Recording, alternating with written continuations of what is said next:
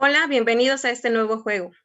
En este juego del pensamiento, ahora nos toca jugar una cascarita o un picadito, aquí en nuestra cancha virtual. Nuestro equipo de fútbol está conformado por Aristóteles, Messi, Juan Denis y la comunidad del CBT 192. Les presento a nuestro medio ofensivo, que nos ayudará a distribuir el juego, Juan Denis. Él es profesor de filosofía por el Instituto Efraín Castañeda de Santa Fe en Argentina. Actualmente es alumno de licenciatura en la Universidad Católica de Santa Fe. Asimismo, es divulgador de filosofía en redes sociales. Tiene el canal de YouTube titulado Filosofía en Minutos. Cabe destacar que es el profesor de la Academia Virtual de Filosofía más grande del mundo. Juan, bienvenido a este juego. Nuestro partido tiene una duración de 40 minutos y después nos iremos a tiempo extra con preguntas y respuestas. Te recuerdo que nuestro foro se llama Humanos Jugando a Pensar. Adelante, Juan. Bueno, muchas gracias por la invitación, muchas gracias por esta presentación. Quiero saber si se me escucha. ¿Se me escucha bien? Perfecto, se te escucha. Bueno, aquí estoy en Santa Fe, Argentina, muy feliz de poder estar participando de este momento maravilloso con ustedes. La verdad que me encanta muchísimo este planteo que han hecho con respecto a la idea de la filosofía como un juego, es decir, buscar una reflexión filosófica a partir del juego. Antes de empezar con la ponencia, con este juego con forma de ponencia, me gustaría hacer una mínima reflexión sobre lo que significa jugar. Ustedes saben que es muy interesante analizar lo que significa jugar en tiempos donde el juego pasó de ser algo necesario en la vida de los seres humanos a ser también una forma de exclusión, en el sentido de que la mayor cantidad de personas hoy considera que jugar ya es una pérdida de tiempo. Vivimos en una época muy difícil, donde todo se mide por la cantidad de tiempo que usemos para lograr resultados, por ejemplo, para lograr la ganancia de dinero, para lograr la ganancia quizás de alguna posición social, para lograr algún tipo de beneficio. Y jugar 1 hora, 2 horas o 3 horas en una sociedad con con tantos problemas de tiempo, es considerado lisa y llanamente una pérdida de tiempo. Así que deberíamos quizás volver a aquella reflexión que hace Heráclito, el filósofo presocrático, que dice, el tiempo es un niño que juega, el tiempo es un niño que juega. Es decir, a esto Nietzsche lo toma cuando comenta Heráclito y dice, el tiempo es un niño que juega y juega a los dados. Es decir, y después, obviamente, Einstein va a decir su famosa frase, Dios no juega a los dados. O sea, ahí tenemos una sucesión de frases que se parecen. Pero ¿a qué se refería Heráclito cuando hablaba de que el tiempo que vivimos nosotros no es más que un juego y que ese juego se parece bastante a un niño jugando? A que probablemente la seriedad que los niños tienen cuando juegan es una seriedad que uno en la adultez va perdiendo. Y está bien que así sea. Eso se debe a que nosotros tenemos necesidades prácticas y esas necesidades prácticas nos obligan a dejar de jugar. Entonces recuperamos muchas veces el deseo de jugar en la adultez, ya cuando vamos al trabajo, y quizás los 5 o 10 minutos que tenemos los ocupamos en hacer otra cosa, o jugamos entre nosotros a juegos que se consideran socialmente como juegos de adultos, pero quizás nunca más podamos recuperar eso que se hacía entre el primer año de vida y los 10 años, de jugar sin tener en cuenta el paso del tiempo. Hoy, yo soy una persona que tiene 38 años, si realmente quiero jugar, tengo que calcular todo el tiempo que voy a jugar, porque la sociedad nos condena a la productividad y no a jugar. Entonces, en un contexto como este, donde se genera un foro tan interesante aquí como el que ha generado la profesora Mayeli y los restantes profesores, En este primer foro de Humanos Jugando a Pensar, conviene hacer una asociación, acaso posible, entre el juego y el pensamiento. Lo interesante que tiene la filosofía es que cuando uno piensa filosóficamente, uno está jugando, porque ya no está yendo con las reglas que la sociedad establece, sino que está yendo al ritmo de las reglas que uno mismo trata de imponerle a la realidad. Las reglas de la sociedad son claras. Crecé, conseguiste un trabajo, sé una persona medianamente útil para la sociedad y no cuestiones demasiado, sino que insértate dentro del engranaje de producción y vive como vive todo el mundo. Pero la filosofía, así donde todo el mundo ya instaló las reglas de juego, viene la filosofía y te dice, ¿por qué han instalado esas reglas de juego? ¿No es necesario quizás retocar las reglas de juego? ¿No es necesario quizás cambiar estas reglas de juego? O al menos denme la oportunidad de dejar de pensar con las reglas de juego. Es decir, permítanme cuestionar y proponer otras reglas de juego. La filosofía es precisamente cambiar las reglas de juego, o por lo menos proponer cambiarlas. Y nace de la disconformidad con lo que todo el mundo establece que tiene que ser el juego. Aquel que hace filosofía observa la realidad y dice, ¿por qué me tengo que levantar temprano todos los días de mi vida? ¿Por qué no hay otro camino?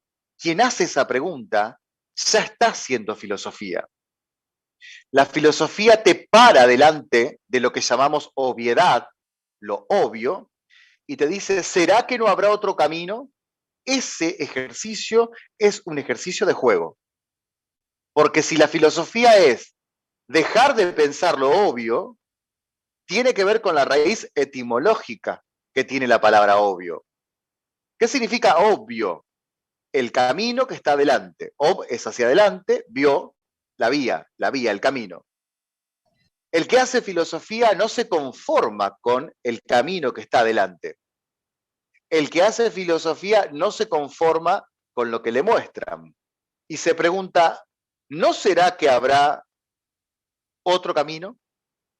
¿No será que al costado podemos tener otra vía? ¿Por qué me mostrás lo obvio?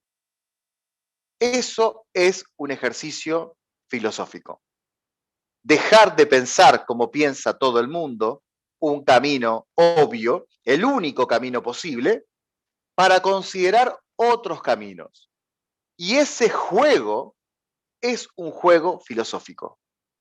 Cuando uno empieza a decir, se me ha propuesto que yo sea un engranaje más del mercado de producción, y uno dice, ¿y si quiero vivir de otro modo? Ese juego es importante. Y si las personas nos dicen, vos tenés que ser, por decir un ejemplo, empresario como es papá, uno dice, ¿por qué? No puede haber otro camino. Ese juego es un juego filosófico.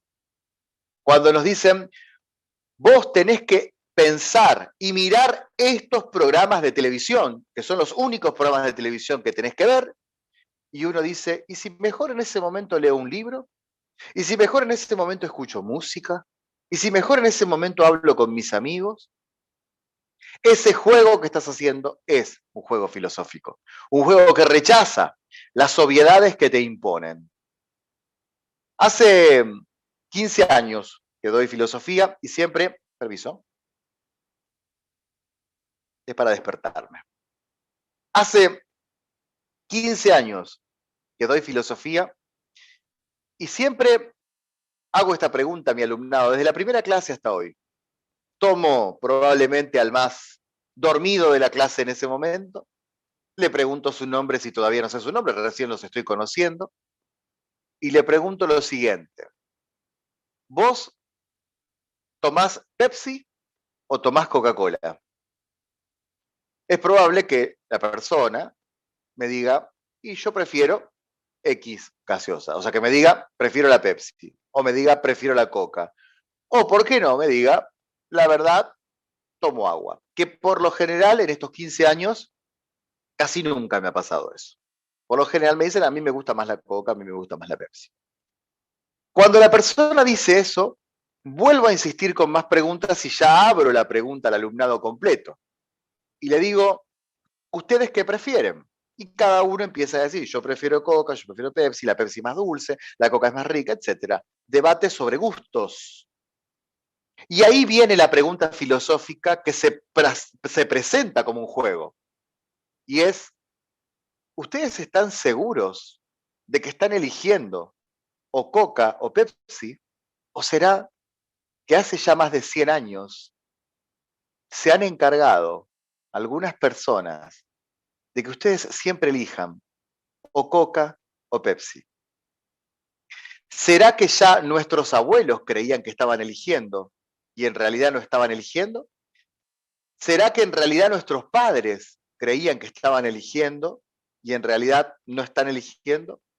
¿Será que nosotros, cada vez que nos sentamos a comer en un restaurante o elegimos determinada marca de celular o tomamos determinada gaseosa o vamos a determinado negocio de comida rápida a comer, ¿será que estamos eligiendo? ¿O será que hay muchas personas que hace décadas se han encargado de que nosotros elijamos exactamente lo que ellos querían que nosotros elijamos? Este ejercicio, este juego que estamos haciendo, es un juego filosófico, porque la filosofía es precisamente jugar a cuestionar lo obvio, a cuestionar lo que todo el mundo nos quiere imponer, a cuestionar lo que ya está impuesto y que encima nos gusta bastante. Porque yo me podría plantear también en este momento si esta ropa que tengo puesta, no sé si ustedes en México le llaman canguro, esto en Argentina le llamamos canguro, es un buzo con una capucha. Yo más de una vez cuando doy clases le pregunto, porque la mayoría de mis alumnos también usa este tipo de buzos, le digo, ¿ese buzo que usted tiene puesto fue elegido por su propia libertad, por su propia voluntad, o será que podríamos jugar filosóficamente a pensar de que usted no eligió nada? Entonces, obviamente, la persona dice, lo elegí yo, me gusta el color. Lo elegí yo, me gusta cómo, cómo me llevaron a, perdón, lo elegí yo y me gusta cómo me lo trajeron a mi casa a través de la aplicación Mercado Pago o Amazon. Entonces, le digo, pero usted sabía que, por ejemplo, ese buzo que usted está usando nace en el Bronx, que es un barrio de Estados Unidos. Usted sabe que el pantalón vaquero que usted está usando en realidad pertenece a una cultura determinada. ¿Por qué si en Argentina nuestro gaucho usa un pantalón maravilloso que se llama bombacha de gaucho, es lo más cómodo que me puse en mi vida? ¿Por qué yo, en vez de usar el pantalón del gaucho argentino que se llama bombacha de gaucho, uso el pantalón de jean que pertenece a otra cultura? El pantalón que pertenece a otro gaucho, que es de otra cultura y no de la mía. ¿Será porque quizás nunca cuestioné lo obvio y tan solo asumí que en la tienda está lo obvio? Está lo que yo creo que estoy eligiendo, pero en realidad ya se preocuparon por que yo elija exactamente lo que querían que yo elija. Eso es hacer filosofía. Y es por eso que he tildado y titulado, mejor dicho, esta conferencia como Aristóteles y Messi. ¿Por qué traigo a colación a Messi? Messi es un jugador muy cuestionado en mi país. No sé si son seguidores del fútbol argentino, pero Messi es idolatrado en el planeta Tierra. Hay chicos en África, hay chicos en Asia, hay chicos en Europa que sueñan, que se duermen con una camiseta puesta de Messi, pero aquí más de la mitad de los argentinos no acepta a Messi, sencillamente por una cuestión que nos lleva al asombro filosófico. Y es que Messi nunca ha ganado un mundial. Ese es el argumento. Incluso muchas personas se enojan con Messi por no tener esa virilidad que se le exige a un jugador de fútbol y lo comparan directamente con la otra estrella que ha tenido mi país, que es Diego Armando Maradona. Y siempre me pregunté por qué, punto número uno, la gente compara dos personalidades. O sea, ¿qué necesidad de comparar dos personalidades? Uno brilló en 1986, otro brilla ahora. ¿Por qué comparar? Primera pregunta. Y la segunda pregunta que me hago es, ¿por qué los seres humanos somos tan exigentes con el otro y tan poco exigentes con nosotros mismos? ¿Será que eso es un problema de falta de felicidad? ¿Cuáles son los vacíos que tenemos que afrontar durante la vida cotidiana para proyectar en una figura internacional nuestras propias frustraciones? Si ya sabemos que Messi es exitoso, si ya sabemos que es un prodigio del balompié, si ya sabemos que probablemente sea uno de los millonarios más importantes del país, la otra vez estaba viendo, forma parte de las 50 personas que más dinero tienen en Argentina. ¿Por qué nosotros seguimos proyectando en él un encono, un enojo, una bronca? ¿Qué ocurre dentro nuestro? ¿Cuáles serán, y esta pregunta es quizás la más importante de todas, cuáles serán las concesiones cotidianas que uno tiene que realizar agachando la cabeza ante la vida para enojarse con una estrella que ni siquiera conocemos? Porque si uno tiene la vida completamente resuelta, o por lo menos está detrás de un sueño propio, no le anda exigiendo a una estrella del fútbol que gane un mundial. Se conformará con verlo jugar bien, verlo jugar mal. Dirá, ¿por qué esta vez no hizo el gol? ¿Por qué pegó en el palo? ¿Por qué quizás caminó la cancha? Pero ¿por qué tanto enojo? ¿Qué es lo que pasa en nosotros que tenemos que terminar proyectando en otro nuestras propias frustraciones? ¿Será que tenemos que trabajar algo que Aristóteles ya trabajó hace más de 2000 años, que es la idea de plenitud y felicidad? Por eso la conferencia se llama Aristóteles y Messi. Ahí está Messi siendo una figura de importancia transnacional, multinacional, internacional, una marca realmente millonaria. Y ahí está Aristóteles explicándonos hace 2000 años que quizás una vida plena no se preocupe demasiado por proyectar en nuestras estrellas y en nuestros ídolos las frustraciones personales. Vamos a, yo voy a pedir a quien tenga las diapositivas. ¿Se está viendo la diapositiva ahí? Quisiera ir pasándola para ya ir comentándola. Se ve la diapositiva 1, pasamos a la 2. Vamos a la número 2. En la diapositiva número 2, yo les estaba comentando, acá lo estoy teniendo monitoreada. Disculpa, sí, diapositiva número 2. Acá tenemos unas cuestiones que son importantes. Fíjense que ya les hablé recién de Messi y ahora les quiero hablar de Aristóteles. Messi es un extranjero en España, pero nunca al español le importó eso. ¿Por qué? Porque lo que Messi le aporta a España es tan importante que lo han acogido como uno más. Pero tal cual como vemos acá en la diapositiva sobre Aristóteles, vemos que Aristóteles era también un extranjero en su vida. Es decir, era un meteco. Ahí está escrito en griego metoikos, que significa meteco.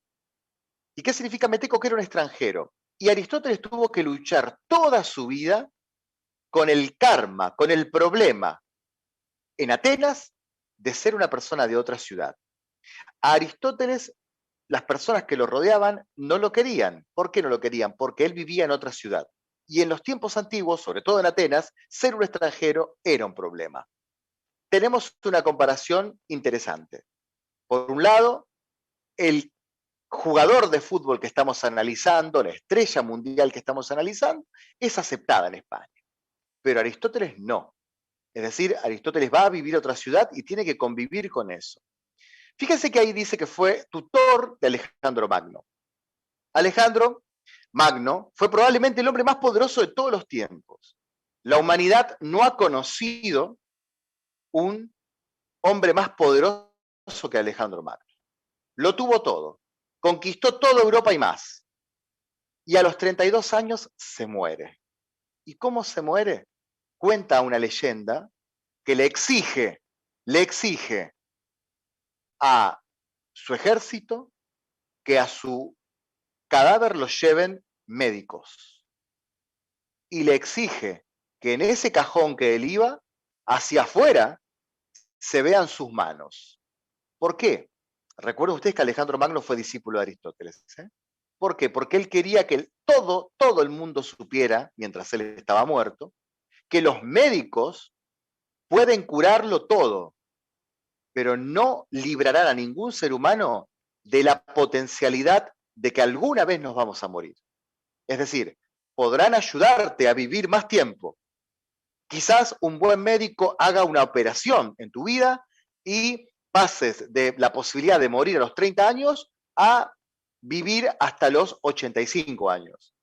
Pero no te librarás que en un determinado tiempo tengas que irte de esta vida. Lo primero que quiere dejar en claro Alejandro Magno en ese cortejo fúnebre es que los seres humanos, por más que tengamos toda la gloria y que seamos Messi o que seamos Alejandro Magno, no nos salvaremos de nuestro destino final.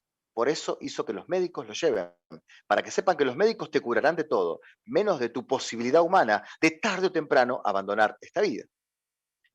Otra cosa que hizo Alejandro Magno, coacheado, enseñado, mentorizado por Aristóteles, fue pedirle a los médicos, según la leyenda, pedirle a la gente que sus manos se vean hacia afuera del cajón. Parece un escenario un poco tenebroso, ¿no? O sea, al ver las manos fuera, ¿no?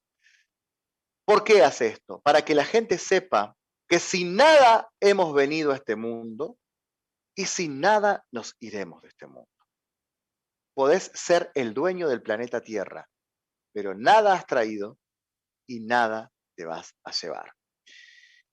Esta educación que Alejandro recibe de Aristóteles es una educación que nosotros podemos hoy comparar con lo que significa admirar a estrellas, como el caso de Messi, admirar a los grandes cantantes, admirarnos a nuestros amigos, a esa gente que idolatramos en nuestro entorno, pero saber que la filosofía nos va a explicar algo. Todos tenemos el mismo destino. Y Aristóteles se pregunta, si todos tenemos el mismo destino, Messi, Alejandro Magno, Aristóteles, Maradona, las grandes glorias mundiales, Cristiano Ronaldo, si todos tenemos el mismo destino, se pregunta Aristóteles, hoy en el siglo XXI, ¿es posible que la vida que tengamos antes de ese destino sea una vida feliz o no es posible? Y a eso vamos en la tercera diapositiva, si es que se puede pasar, por favor. En la tercera diapositiva vamos a ver cuál es la respuesta de Aristóteles a esta pregunta que yo hice recién. Para que un ser humano pueda tener una vida feliz, así sea Aristóteles, así sea Messi, así sea Cristiano Ronaldo, Maradona o quien sea, o Juan Denis, es necesario que su vida, tal cual como dice el concepto acá, sea una vida buena, que la persona busque el bien. ¿Y qué significará el bien para Aristóteles? Todo, dice Aristóteles, todos los entes del mundo, todos, buscan el bien.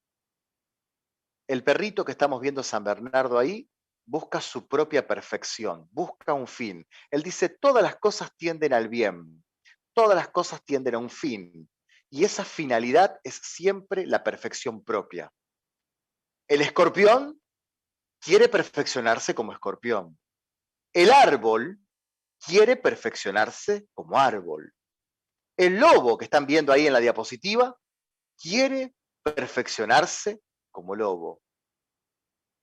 Aristóteles quiere perfeccionarse como Aristóteles, Messi como Messi, Cristiano Ronaldo como Cristiano Ronaldo, y ustedes que están escuchando esta conferencia también tienen que autonombrarse a sí mismos y decir, yo tengo que perfeccionarme como yo mismo. Y esta es una idea en la cual me quiero detener unos segundos. ¿Qué significa que el escorpión se tenga que perfeccionar como lo que es? Un escorpión. El perro se tenga que perfeccionar como lo que es. Un perro. Que el lobo que está ahí en la diapositiva se tenga que perfeccionar como lo que es. Como un lobo. ¿Qué significa que el ser humano se tenga que perfeccionar como lo que es?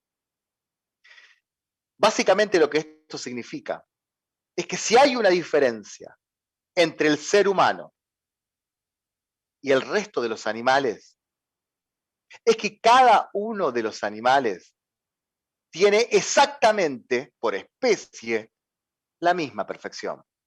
El perro es prácticamente el mismo desde que nace hasta que muere. Yo tengo aquí un perro que en mis redes siempre lo muestro, se llama Payaso, ese es el nombre que tiene, payasito o payaso. Y todos los días Payaso me pide exactamente lo mismo a determinada hora. Me pide comer y me pide tomar agua. No pasará un día hasta que Payaso, ojalá no pase nunca esto, pero va a pasar hasta que Payaso ya no esté conmigo y con mi familia. No va a pasar nunca otra cosa que no sea esa. Que venga Payaso, haga wow, wow, yo le dé de comer, se tranquilice y vuelva a dormir. Porque su ciclo biológico, su vida, Aristóteles diría, su perfección, su bien como perro, es tan solo comer, descansar, tomar agua y eventualmente reproducirse. No más que eso. Si uno observa un perro al mes de vida, ve que el mismo mes de vida va a ser exactamente igual dentro de 20 años. En cambio, con los seres humanos no pasa lo mismo. Si uno observa las pretensiones de un chico de 5 años cuando juega, no son exactamente las mismas que un hombre de 40 años cuando tiene otros objetivos en la vida. Es tan maravillosa la naturaleza humana que somos radicalmente distintos a las piedras, a los árboles y a los animales. Porque el animal es siempre el mismo, pero nosotros estamos siempre haciéndonos, siempre nuevos, siempre con nuevas expectativas y nuevas posibilidades. Es probable que mañana cambiemos radicalmente de opinión sobre la vida y cambiemos de vida.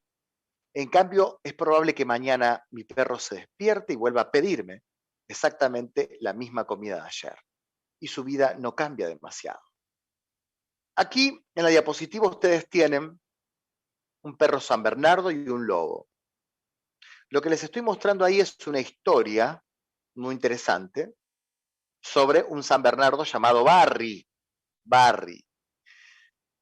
Este San Bernardo en Suiza salvó 40 vidas. Ustedes saben que los San Bernardos han sido entrenados en los Alpes para rescatar personas que están escalando o que se perdieron. Y este perro famoso llamado Barry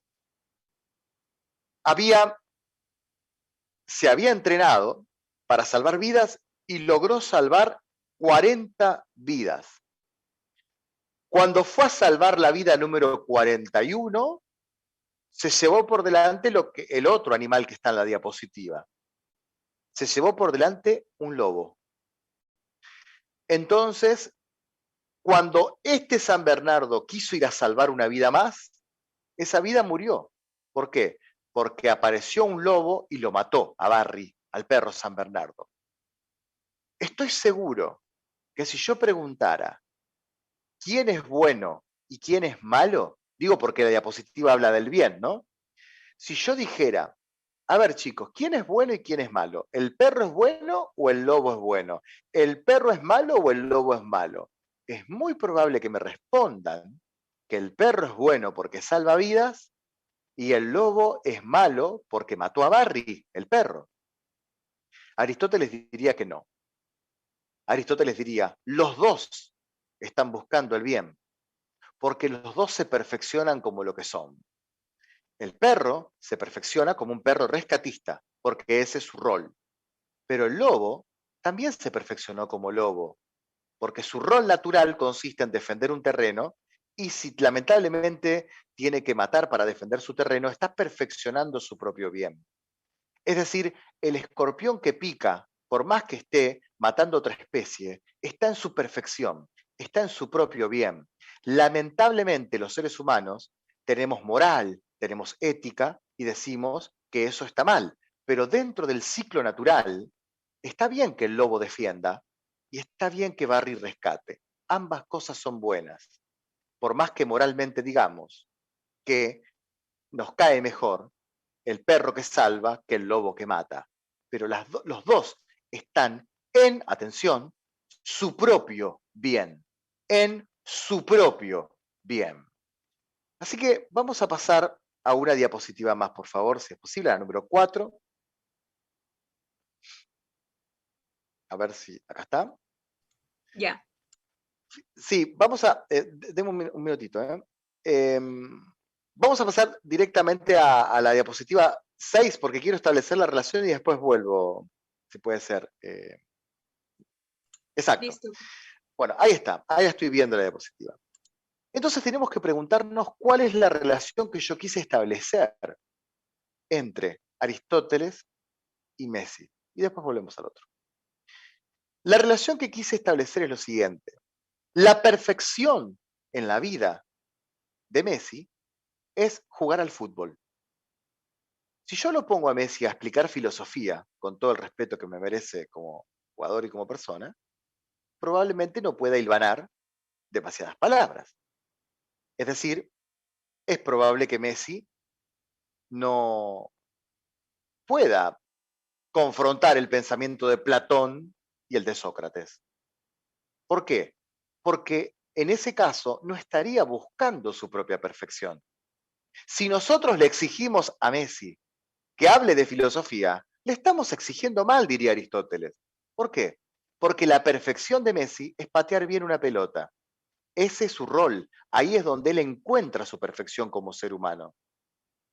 Ahora, si al profesor Juan Denis, que yo me dedico a explicar filosofía, si a mí me piden jugar un partido de fútbol con la selección argentina, probablemente sea el hazmerreír mundial. ¿Por qué?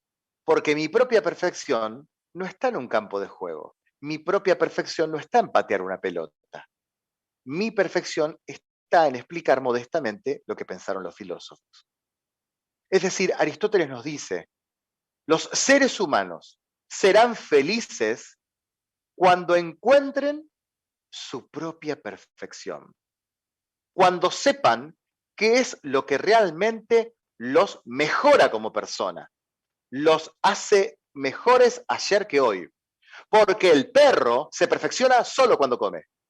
Porque el lobo se perfecciona solo cuando mata para defender. Porque el escorpión se perfecciona solo cuando pica. En cambio, el ser humano se perfecciona cuando ayuda al otro, cuando entablilla la pata de un perro porque quiere ser veterinario, cuando explica matemáticas porque le apasiona matemáticas, cuando pinta y dibuja porque le apasiona el dibujo, cuando hace negocios porque le apasiona hacer negocios. El ser humano, cada ser humano se perfecciona de un modo distinto. En cambio, todos los perros se perfeccionan más o menos igual. Todas las cucarachas, todas las lauchas, todos los ratones se perfeccionan exactamente igual. El ser humano se perfecciona, cada ser humano de un modo distinto. Eso lo dice Aristóteles hace más de 2000 años. Messi se perfecciona para su propia felicidad jugando al fútbol. Vos, que estás del otro lado, ¿cómo te perfeccionas? ¿Qué es lo que haces para perfeccionarte? ¿Qué es lo que mejor te sale?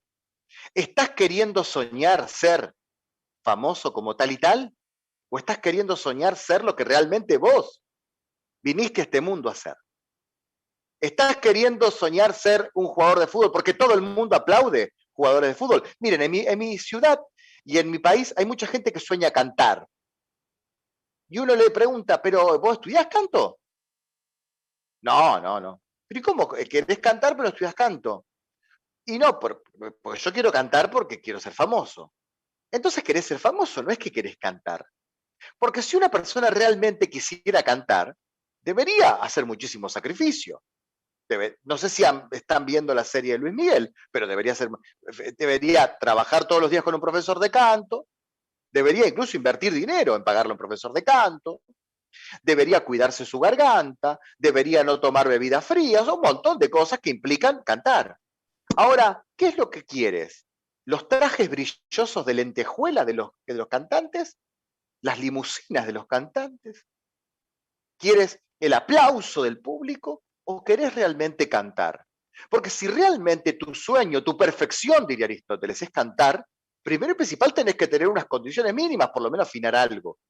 Y después tenés que trabajar muchísimo en pos de esa perfección. ¿O será que lo único que estás buscando es el aplauso general? Pero tu verdadero talento, lo que verdaderamente te perfecciona como ser humano, lo que te diferencia, el perro, el alacrán, el escorpión, es ser quizás un hábil negociante o un hábil escritor, pero vos querés ser cantante porque todos aplauden que seas cantante. Aristóteles nos invita nuevamente en el siglo XXI a que busquemos nuestra propia perfección, a que entendamos que Messi encontró su perfección en el fútbol, pero después si lo querés llevar a escribir libros, quizás no es lo suyo. Después si lo querés quizás llevar a cantar, quizás no es lo suyo.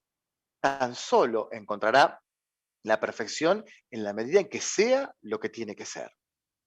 Y cierro esta conferencia porque ya estoy en los últimos minutos, primero agradeciéndoles la invitación y segundo con una frase de la persona más importante probablemente que haya tenido mi país, que es don José de San Martín, un ídolo auténtico de nuestra patria, que dijo lo siguiente: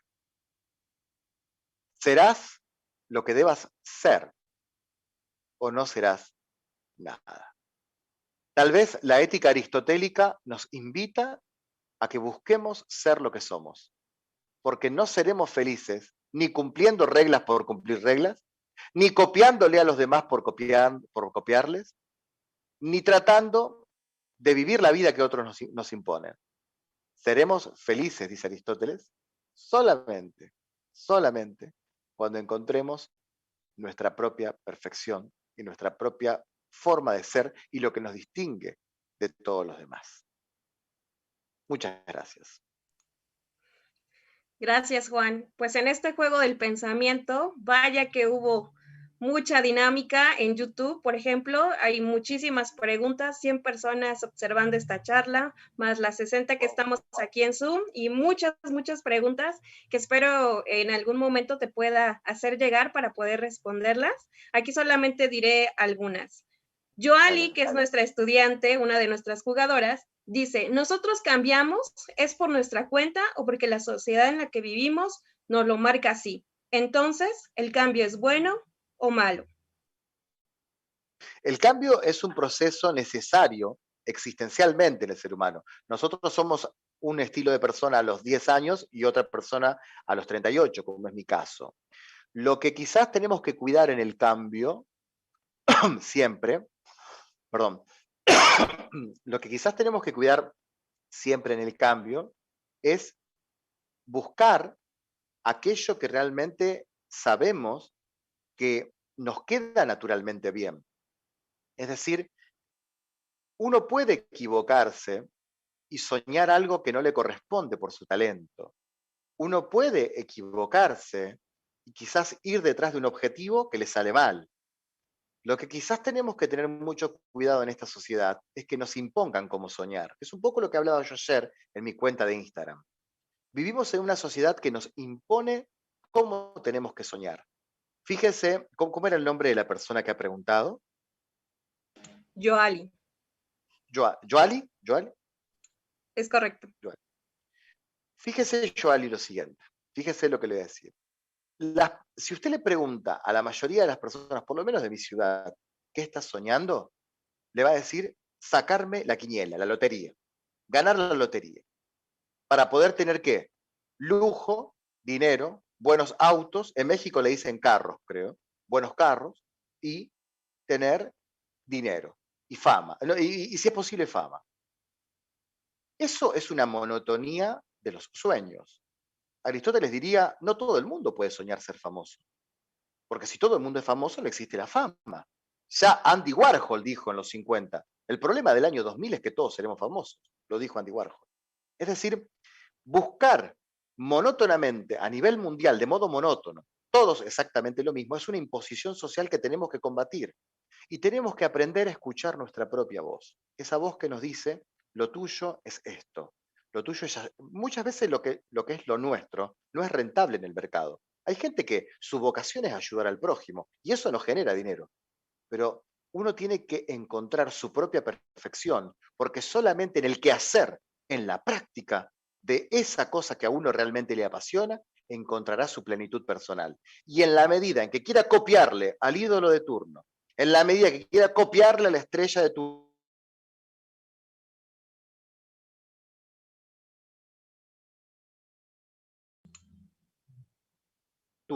en la medida que quiera copiar a lo que todo el mundo le dijo que tiene que ser, va a sufrir que porque estás soñando, te impusieron que seas famoso. Ahora, si vos auténticamente, porque te nace, querés ser cantante, porque tenés condiciones y estás dispuesto a esforzarte 10 años, esa es tu perfección. Esa es tu perfección. Va, una pregunta más para el juego de Arana, es la jugadora. ¿Cuáles son las virtudes aplicables de la felicidad para saber mi punto de perfección como ser humano y actuar en esencia de ello y no de algo más? Bueno, ahí hay una cuestión muy interesante la pregunta, ¿no? Que tiene que ver con la mala traducción que para mí tiene la palabra arete, porque ella dice virtud, que claro, la mayoría, incluso la traducción Gredos de Aristóteles, dice virtud, ¿no? Es decir, siempre cuando uno consulta en internet o cuando uno consulta en algún manual de filosofía, incluso en la traducción de los libros de Aristóteles dice virtud, pero la palabra griega arete, que es la que hoy nosotros usamos como virtud, no es virtud, sino excelencia al máximo de mis posibilidades. Esa sería la traducción exacta. Entonces yo diría, ante esta pregunta que plantea el aforista, diría lo siguiente, me parece que lo que uno tiene que buscar es qué hacer al máximo de mis posibilidades para lograr la perfección final de lo que estoy buscando. Es decir, si yo quiero ser, por ejemplo, cantante, volvamos al ejemplo del canto, es evidente que tengo que trabajar, por ejemplo, la temperancia. ¿Por qué? Porque tengo que comer bien, tengo que dormir bien, porque si uno vive una vida nocturna, esto es así, si uno vive una vida nocturna, cantará peor. O sea, cantar implica dormir bien. Si uno fuma y se dedica a consumir cigarrillos, eso afectará a la garganta. Es decir, tengo que tener prudencia, tengo que tener temperancia, pero todas esas virtudes van acorde al fin último que yo tengo en mi profesión. Porque si mi profesión y mi vocación es ser soldado, probablemente tenga que aprender a vivir de noche. Es decir, si mi vocación es ser soldado, no tengo las mismas virtudes que si mi vocación es ser cantante. Porque si mi vocación es ser cantante, tengo que aprender a dormir bien. Pero si mi vocación es ser soldado, tengo que aprender a sobrevivir en la noche sin dormirme. Porque son dos fines distintos, lo cual nos garantiza de que no todos seremos exactamente felices del mismo modo, sino que algunos serán felices con un estilo de vida y otros con otro estilo de vida. Pero las virtudes que yo busque tienen que ser siempre excelencia, es decir, al máximo de mis posibilidades. Ustedes saben que en 2014 la República Argentina, el equipo de fútbol de Messi, llegó a la final contra Alemania. Y Alemania venía de hacerle 7 goles a Brasil. A mí siempre me fascinó esa selección, porque esa selección es Aristóteles. Esa selección jugó esa final al máximo de sus posibilidades. ¿Sí? O sea, enfrentó a un equipo que venía de hacer 7 goles. Argentina tenía que haber perdido, pero 5-0. Y jugó al máximo. Y es más, en algún momento llegó a superar a esa selección que venía matando. ¿Y saben qué? El azar de la vida hizo que gane Alemania y Argentina pierda, pero Argentina jugó al máximo de sus posibilidades. Eso es Aristóteles, es dar lo mejor. Y si la suerte no te acompaña, mala suerte. Pero yo di la virtud al máximo, yo me manejé con la excelencia, di lo máximo. Gracias, Juan. Son muchas, muchas las preguntas que se quedan ahí, pero que voy a hacerte llegar para que nos puedas contestar. Voy a darle la palabra a mi compañero Juan Francisco. Tiene algunos comentarios y unas preguntas para ti. Y yo me despido. Nos vemos, Juan. Muchas gracias nuevamente. No, gracias, gracias, gracias. Sí. Hola Juan, me llamo también Juan Francisco. Bueno, tú Juan Carlos, yo Juan Francisco. ¿Se escucha con claridad ahí, Exacto. Juan? Sí, perfecto. Quiero plantearte una idea. Hablaste de Aristóteles, pero quiero regresarme tantito a Platón. Es el libro sexto, más o menos, donde Platón señala que los jóvenes por su edad no son propios para la filosofía, que en algunos casos nacen con ese don, pero para otros no. Es necesario iniciar por ahí con el deporte, la gimnasia, la música. Juan, hoy en día, ¿tomarías esa misma idea platónica de considerar que los jóvenes no son propios para la filosofía? No, yo no solamente respondería que no, sino que también respondería que prácticamente todas las ideas de la República me parecen obsoletas. Es decir, creo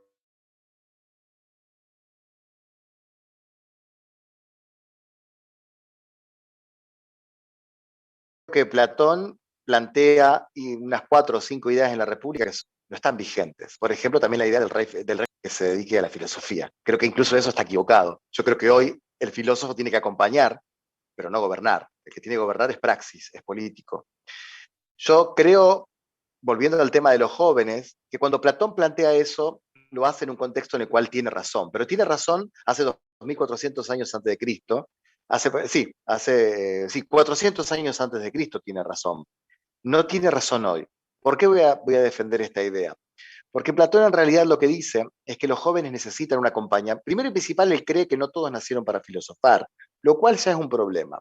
Porque hoy podríamos decir que todos podríamos preguntarnos las preguntas filosóficas. No digo que todos nos dediquemos profesionalmente a la filosofía, escribiendo libros, pero sí todos plantearnos preguntas filosóficas. Ahí yo no estaría de acuerdo con Platón, porque Platón considera realmente que hay personas que nacieron exactamente para ser albañiles y no tienen que plantearse filosóficamente nada. Y hay otras personas que nacieron para ser jugadores de fútbol y no tienen que plantearse filosóficamente nada. Es decir, Aristóteles creo que corrige esa idea platónica y dice que en realidad cada uno encuentra su propio bien, su propia perfección, pero eso no desacredita que uno tarde o temprano se haga preguntas filosóficas. Eso lo vas a tener.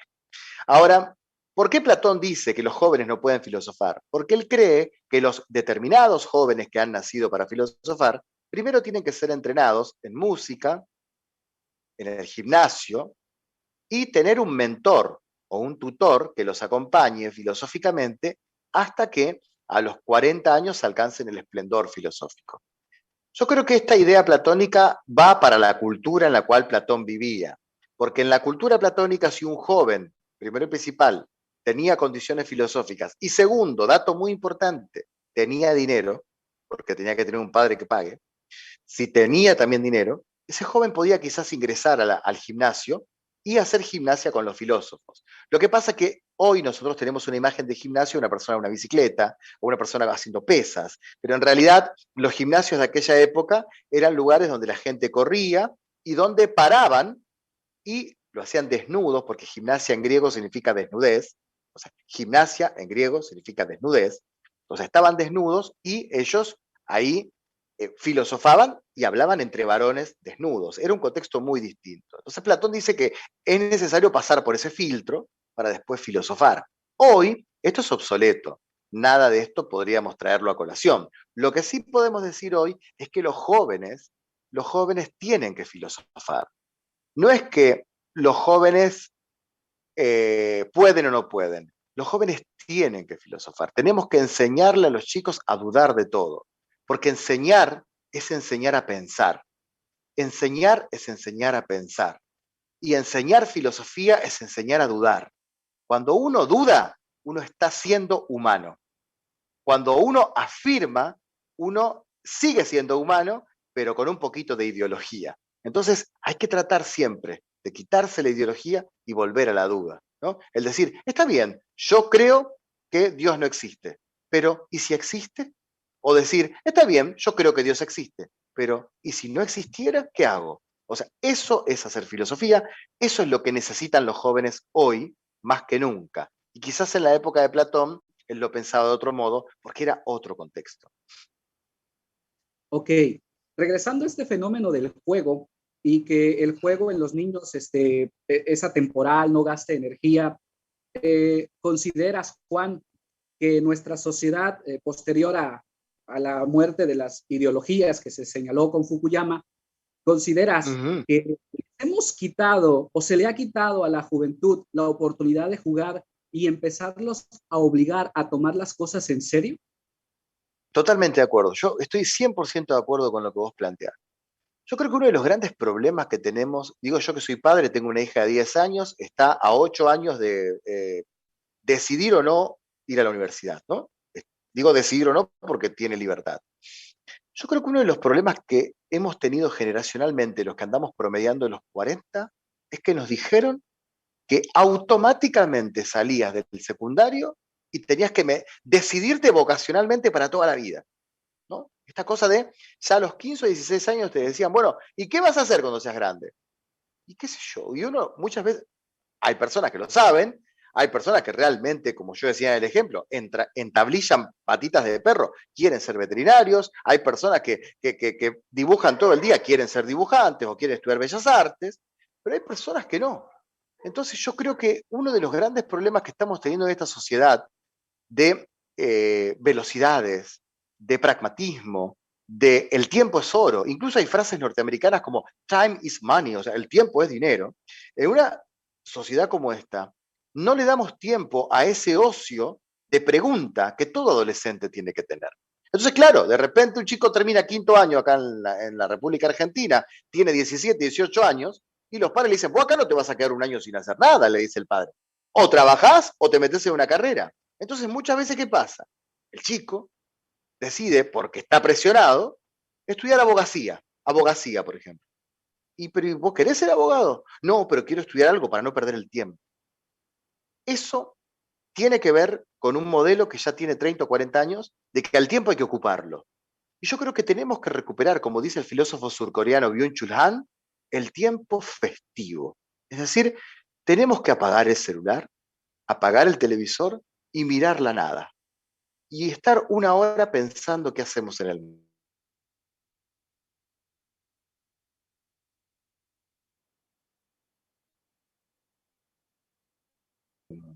Tenemos que recuperar la pregunta, tenemos que recuperar el tiempo, porque a los 17 años uno tiene tiempo, a los 14 años uno tiene. Lo personal, quiero primero que mi hija sepa como joven qué quiere de la vida. Y si no lo sabe, acompañarla en esa pregunta, pero no exigirle a priori, mire, usted tiene que hacer esto ya mismo, porque si usted no hace esto, acá vamos a poner firmeza. Me parece que a mi generación se le ha dicho, y quizás deberíamos corregir esto, de exigirle al adolescente las seguridades que muchas veces ni los adultos tenemos. Excelente, Juan. Antes de llegar a mi comentario, te planteo una tercera pregunta remitiéndome a la política de Aristóteles. Sí. Anularle a nuestras generaciones la posibilidad del juego, es decir, de ensayar, de apostar, es eliminar la posibilidad de una ciudadanía consciente, recordando este concepto de civitas civitate en la política. Yo creo que sí, yo creo que sí. Yo creo que sí porque, como dice la psicología moderna, las etapas que no se queman se lamentan de por vida. Si no permitimos que el niño juegue, que el adolescente sea inseguro, que el adolescente tenga tiempo, que el preadolescente cambie de gustos todos los días, si no permitimos que se use esa remera que nos parece ridícula, pero a él le encanta o a ella le encanta, si no dejamos ser, como decía Heidegger, ¿no? Dejar que el ser se manifieste solo, si no acompañamos eso a las generaciones jóvenes y les imponemos a priori, tenés que ser como el profesor, tenés que vestirte como tal persona, tenés que ser exactamente, tenés que trabajar exactamente de lo que nosotros decimos, si no dejamos un puesto en horizonte, diría Heidegger, dejar liberado el horizonte para que la persona sea, vamos a consagrar una ciudad o un país, o muchos países, con ciudadanos frustrados y cansados, yo diría. Me gusta mucho este filósofo surcoreano que dice que vivimos en una sociedad de frustrados y cansados. No solamente frustrados, sino también cansados. Gente que como no puede jugar al fútbol como Messi, se frustra. Pero también se rompe el alma trabajando 48.000 horas para comprar un viaje que no le da el presupuesto para hacerlo. Pero como se impone a sí mismo que lo puede lograr, termina cansado. Y de repente no sabe por qué tiene tanto sueño. Y probablemente vive en una sociedad de personas cansadas y frustradas. Así que para no lograr eso, es mejor dejar ser cada etapa, dejar que juegue cada etapa el adolescente y el joven. Y acompañar, explicando que la sociedad tiene reglas, explicando que hay que hacer algo en la vida, pero sobre todo entendiendo que en cada etapa hay juegos que tenemos, hay roles y juegos que tenemos que cumplir. Muchas gracias, Juan. Antes de que yo haga el pequeño comentario final, te agradezco. Bien, voy con el comentario.